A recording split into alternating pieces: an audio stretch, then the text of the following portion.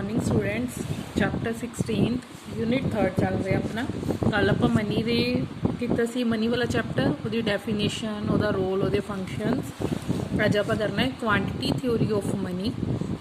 ये दो ये थ्योरीज आऊगियाँ, एक आऊगी ये कैम्ब्रिज थ्योरी, एक आऊगी फिशर थ्योरी, दोनों करनी आप। क्वांटिटी थ्योरी ऑफ मनी किन्ने स्टार्ट की सी? जीन बॉदिन ने 1566 ਦੇ ਵਿੱਚ। ठीक है, ये की कहता कि है क्वांटिटी थ्योरी ऑफ मनी की कहती है? कहती है जेकर मुद्रा की मात्रा दा अते कीमत पद्धर दा, प्राइस लैवल दा, ठीक है, क्वांटिटी ऑफ मनी ते प्राइस लैवल, इन्हां दे विच सीधा सीधा संबंध है, इन्हां दा रिलेशन है आपस विच। किवें ते किहड़ा रिलेशन है? Positive relation.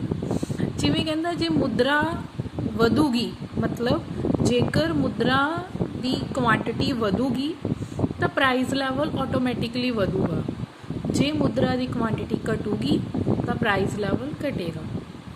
इनू मैं तुहानू सिंपल जे शब्दों से समझानी है।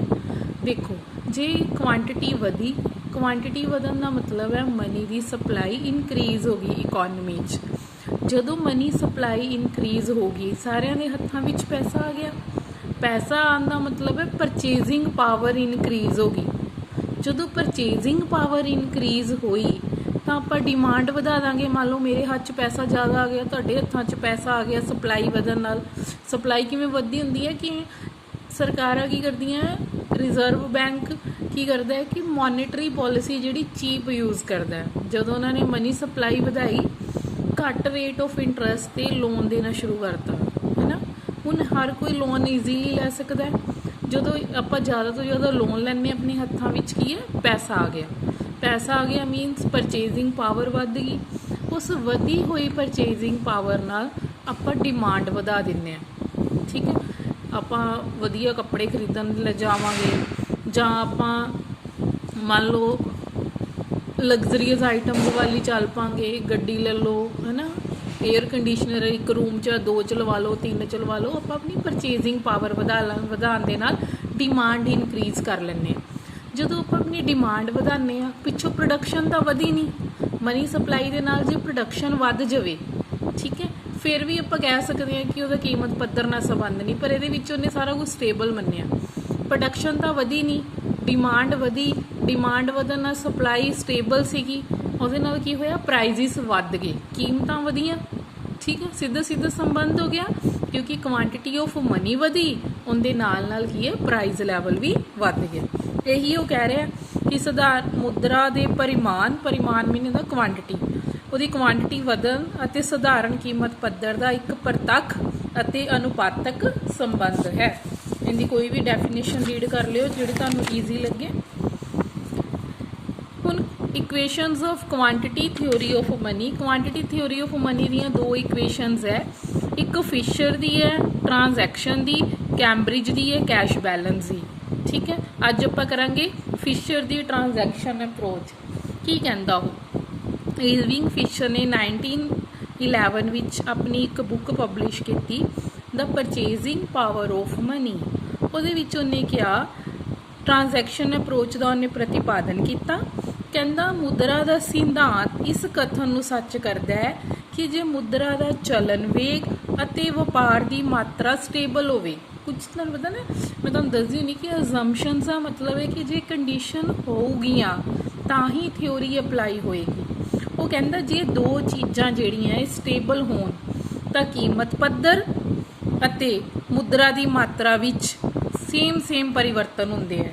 इत्थे देखो, आ इक्वेशन आप पिछे भी पढ़ी सी, P T equal M V plus M dash V dash. P means price, ठीक है, टी मीनस ट्रांजैक्शनस। ये मुद्रा की मंग होगी। मंग क्यों करते हैं आप? ट्रांजैक्शन करने लई। ट्रांजैक्शन ते आप की देखते हैं कि वस्तुओं का प्राइस कितना है, उस हिसाब नाल मंग करांगे। आ होगी मुद्रा की सप्लाई।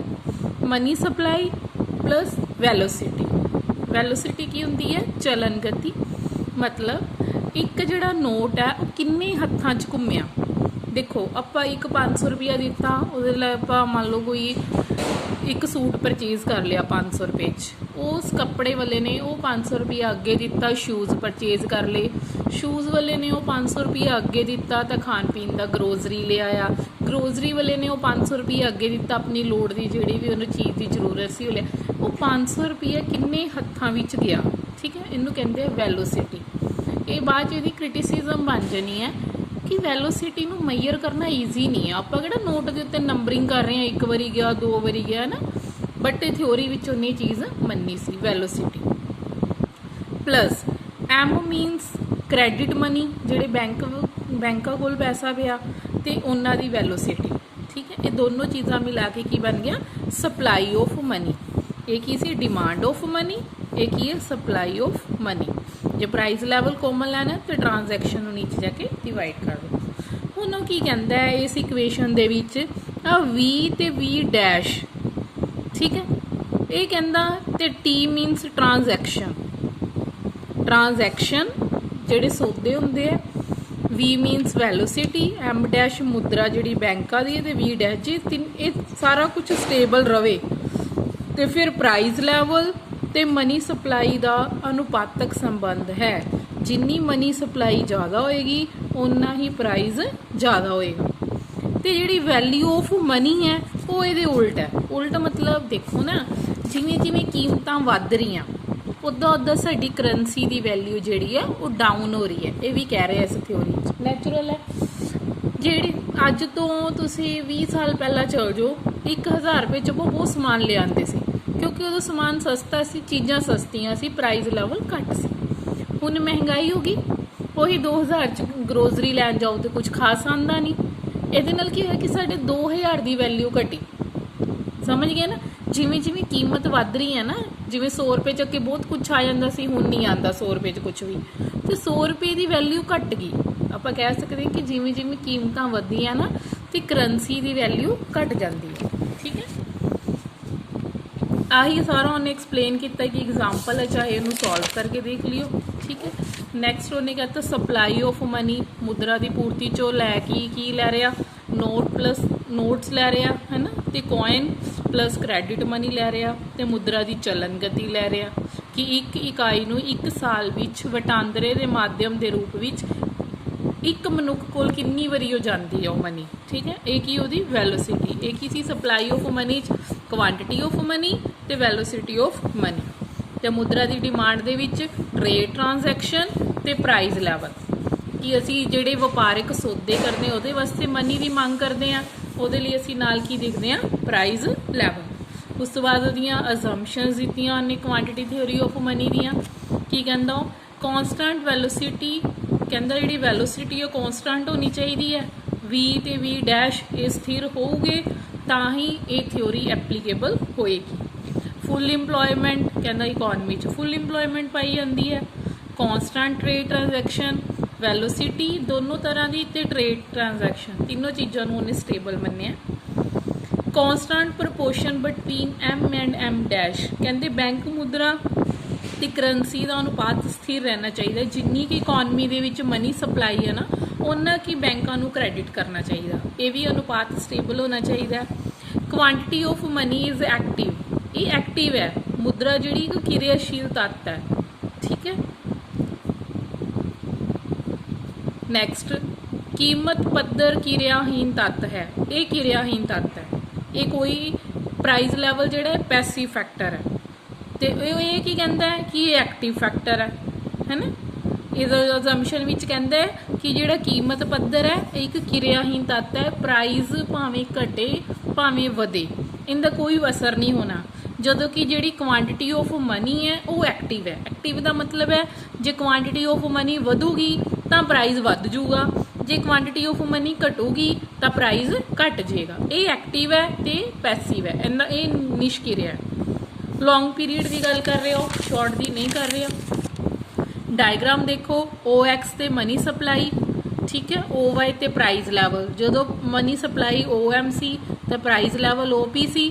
ਮਨੀ ਸਪਲਾਈ ਇਨਕਰੀਜ਼ ਹੋਇਆ, OM ਤੋਂ ਵੱਧ ਕੇ OM 1 ਹੋ ਗਿਆ ਤੇ ਪ੍ਰਾਈਸ ਲੈਵਲ OP ਤੋਂ ਵੱਧ ਕੇ ਉਹ P1 ਹੋ ਗਿਆ। ਜੇ ਮਨੀ ਸਪਲਾਈ ਉਹ M1 ਤੋਂ ਵੱਧ ਕੇ M2 ਹੋ ਗਈ, ਨਾਲ ਪ੍ਰਾਈਸ ਵੀ ਕਿੰਨਾ ਹੋ ਗਿਆ P2। ਇਹ ਜਿਹੜਾ 45 ਡਿਗਰੀ ਦਿਖਾ ਰਿਹਾ ਨਾ, ਇਹ ਦੋਨਾਂ ਦਾ ਪ੍ਰੋਪੋਰਸ਼ਨਲ ਰਿਲੇਸ਼ਨ ਸ਼ੋ ਕਰਦੇ ਹੁੰਦੇ ਆ। ਕਲੀਅਰ। ਤੇ ਜਿਹੜੀ ਮਨੀ ਦੀ ਵੈਲਿਊ ਹੈ ਉਹ ਡਾਊਨ ਹੋ ਰਹੀ ਹੈ, ਜਿਵੇਂ ਜਿਵੇਂ ਕੁਆਂਟੀਟੀ ਆਫ ਮਨੀ ਵੱਧ ਰਹੀ ਹੈ। ਜੇ ਮਨੀ ਇੰਨੀ ਸੀ ਤੇ ਪ੍ਰਾਈਸ ਜਿਹੜੀ ਵੈਲਿਊ ਜ਼ਿਆਦਾ ਸੀ। ਜਦੋਂ ਮਨੀ ਸਪਲਾਈ ਵਧੀ, ਪ੍ਰਾਈਸਿਸ ਵਧੇ ਮਨੀ ਤੇ ਵੈਲਿਊ ਉਹਦੀ ਘਟ ਗਈ। ਜਿਵੇਂ ਜਿਵੇਂ ਮਨੀ ਸਪਲਾਈ ਵੱਧ ਰਹੀ ਹੈ, ਪ੍ਰਾਈਸ ਜਿਹੜੀ ਵੈਲਿਊ ਹੈ ਕਰੰਸੀ ਦੀ ਘਟ ਰਹੀ ਹੈ। ਪ੍ਰਾਈਸਿਸ ਵੱਧ ਰਹੇ ਹੈ, ਠੀਕ ਹੈ, ਪ੍ਰਾਈਸ ਵਧਦੇ ਹੈ ਤੇ ਵੈਲਿਊ ਘਟ ਰਹੀ ਹੈ। ਕਲੀਅਰ। ਫਿਰ ਆ ਗਈ ਇਹਦੀਆਂ ਕ੍ਰਿਟਿਸਿਜ਼ਮ, ਇਹ ਤਾਂ ਕਰਨੀ ਹੁੰਦੀਆਂ ਆਪਾਂ, ਹਨਾ। ਸਿੰਪਲ ਟਰੂਇਜ਼ਮ ਕਹਿੰਦਾ ਇਹ ਸਧਾਰਨ ਸੱਚ ਹੈ ਕਿ ਜੇ ਮਨੀ ਵਧੂਗੀ ਤਾਂ ਪ੍ਰਾਈਸ ਵਧੂਗੇ। ਇਹਨਾਂ ਨੇ ਕੁਝ ਨਵਾਂ ਨਹੀਂ ਦੱਸਿਆ, ਇੱਕ ਸੱਚ ਸੀ, ਉਹਦੀ ਐਕਸਪਲੇਨੇਸ਼ਨ ਕਰਤੀ। ਅਨਰੀਅਲਿਸਟਿਕ ਅਜ਼ੰਪਸ਼ਨ ਕਹਿੰਦਾ ਟ੍ਰੇਡ ਜਿਹੜੇ ਸੌਦੇ ਹੈ, ਟ੍ਰਾਂਜੈਕਸ਼ਨਸ, ਉਹ ਸਟੇਬਲ ਹੋਊਗੀ, ਵੈਲੋਸਿਟੀ ਸਟੇਬਲ ਹੋਊਗੀ। ਇਦਾਂ ਨਹੀਂ ਹੋ ਸਕਦਾ। Variables are not independent.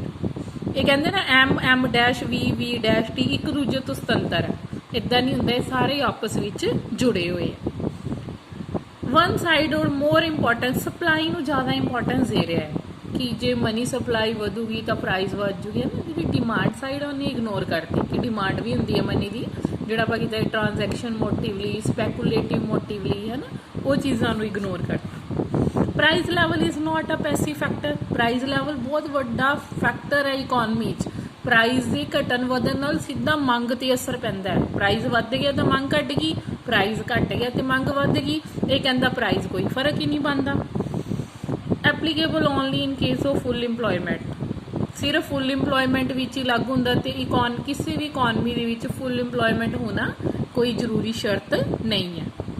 It fails to explain trade cycle. Trade cycle ਬਾਰੇ ਇਹਨੇ ਕੋਈ ਗੱਲ ਹੀ ਨਹੀਂ ਕੀਤੀ। ਬੂਮ ਆਊਗੀ, ਡਿਪਰੈਸ਼ਨ ਆਊਗਾ, ਰਿਕਵਰੀ ਆਊਗੀ, ਹੈ ਨਾ, ਕੋਈ ਗੱਲ ਨਹੀਂ ਕੀਤੀ। ਇਨਕਨਸਿਸਟੈਂਟ ਹੈ। ਨੈਕਸਟ ਹੈ it ignores the effect of rate of interest ਦੀ ਇਹਨੇ ਕੋਈ ਗੱਲ ਨਹੀਂ ਕੀਤੀ।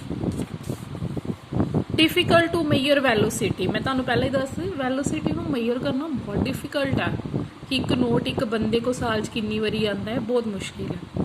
It fails to integrate the theory of value and theory of money, ਇਹਨੇ ਚੰਗੀ ਤਰ੍ਹਾਂ ਵੈਲਿਊ ਨਹੀਂ ਕੀਤੀ। ਇਨਮੇ ਨੋਨ ਇਕਨੋਮਿਕ ਫੈਕਟਰ 10 ਕੁ ਪੁਆਇੰਟ ਕਰ ਲਓ, 15 ਹੈਗੇ ਆ, ਕਿਉਂਕਿ ਥਿਓਰੀ ਲੰਬੀ ਹੋ ਜਾਣੀ ਹੈ, ਫਿਰ ਤੁਹਾਡਾ ਕੁਐਸਚਨ ਕੰਪਲੀਟ ਨਹੀਂ ਹੋਣਾ। ਠੀਕ ਹੈ, ਕੋਈ ਵੀ 10 ਪੁਆਇੰਟ ਜਿਹੜੇ ਤੁਹਾਨੂੰ ਆਲੋਚਨਾਵਾਂ ਦੇ ਈਜ਼ੀ ਲੱਗਦੇ ਆ ਉਹ ਕਰ ਲਈ ਤੇ ਤੁਹਾਡਾ ਲੌਂਗ ਕੁਐਸਚਨ ਤਿਆਰ ਹੋ ਗਿਆ। ਇਹਦੇ 'ਚੋਂ ਇੱਕ ਕੁਐਸਚਨ ਆਪਣਾ ਹੋਰ ਰਹਿ ਗਿਆ, ਫਿਰ ਮੋਸਟਲੀ ਆਪਣਾ 3rd ਯੂਨਿਟ ਕੰਪਲੀਟ ਹੋ ਜਾਣਾ, 4th ਸਟਾਰਟ ਹੋ ਜਾਣਾ।